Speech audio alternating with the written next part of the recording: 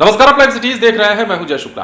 देखिए, पटना में 23 जून को हुई विपक्ष की बड़ी बैठक के बाद तमाम तरह की सियासी बयानबाजी निकलकर सामने आने लगी।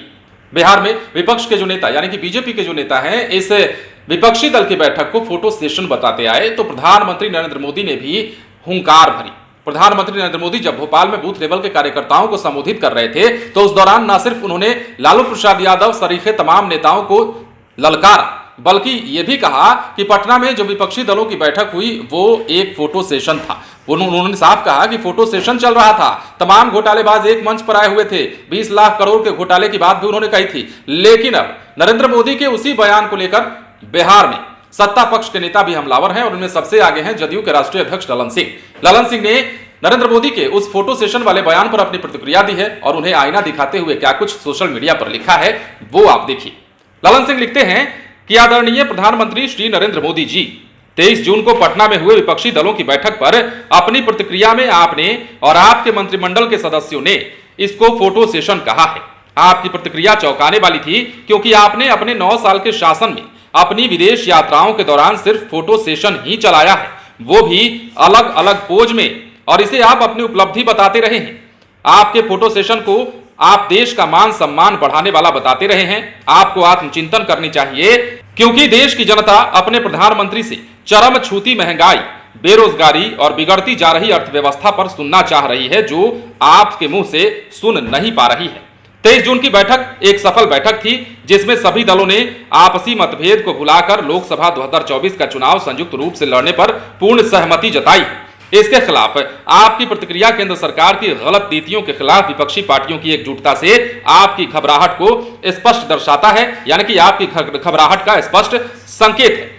ललन सिंह ने न सिर्फ नरेंद्र मोदी को आईना दिखाया है, यह बताया है कि 9 साल के शासन काल में आपने सिर्फ फोटो सेशन ही कराया है।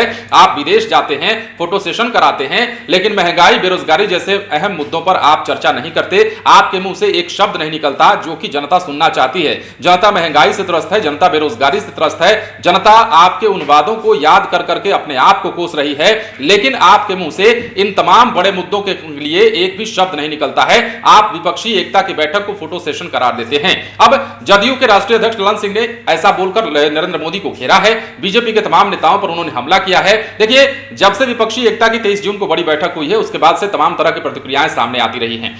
राहुल गांधी भी आए थे, आपने देखा किस प्रकार तमिलनाडु के सीएम भी आए थे, ममता बनर्जी भी आए थे, अखिलेश यादव भी आए थे, अरविंद केजरीवाल भी आए थे। इसके अलावा महबूबा मुफ्ती भी पूर्व सीएम कश्मीर की आई थी। तो इसके अलावा अन्य कई बड़े नेता, कई बड़े दलों के दीपंकर भट्टाचार्य हों या फिर डी राजा हों, तमाम लोग शामिल हुए थे। और इस बैठक के बाद सभी ने अपनी प्रतिक्रिया में यही कहा था कि 2024 के लोकसभा चुनाव को हम एकजुट होकर लड़ेंगे, संयुक्त रूप से लड़ेंगे, ताकि बीजेपी के खिलाफ जो है हम मजबूती से एक मजबूत विपक्ष को सामने रख सकें। लेकिन ऐसे में जब से प्रधानमंत्री नरेंद्र मोदी ने इसे फोटो सेशन करार दिया है, तब से बिहार में सत्ता पक्ष के नेता जो हैं वो अपनी प्रतिक्रिया दे रहे हैं। ललन सिंह ने आईना दिखाते हुए कहा है कि आप उन मुद्दों पर चर्चा कीजिए और यह भी कहा है कि विपक्षी एकता की जो बैठक 23 जून को पटना में हुई है वो एक सफल बैठक है और इस बैठक को इसलिए सफल बताया जा रहा है क्योंकि तमाम नेताओं ने अपनी अपनी प्रतिक्रिया में साफ कहा है कि नरेंद्र मोदी सरकार के खिलाफ हम एकजुट होकर लड़ेंगे, एक मुश्त लड़ेंगे और कड़ी टक्कर देंगे। अब ऐसे में ललन सिंह के इस प्रतिक्रिया पर बीजेपी के नेता जो कि बिहार में विपक्ष की भूमिका में है वो क्या जवाब देते हैं। विजय सिन्हा हो, सम्राट चौधरी हो, अन्य नेता हो, क्या कुछ कहते हैं वो भी देखने वाली बात होगी। लेकिन बहरहाल ललन सिंह ने नरेंद्र मोदी को आईना दिखाया है और बताया है कि आपके फोटो सेशन में कोई दिक्कत नहीं, आपका फोटो सेशन देश का मान अभिमान बढ़ाने वाला है, तो हमारा विपक्षी बैठक सिर्फ फोटो सेशन है। बने रहे लाइव सिटीज के साथ। यदि अब तक आपने हमारे चैनल को सब्सक्राइब नहीं किया तो सब्सक्राइब कर लीजिए ताकि हम आपको खबरों से अपडेट रख सके। धन्यवाद।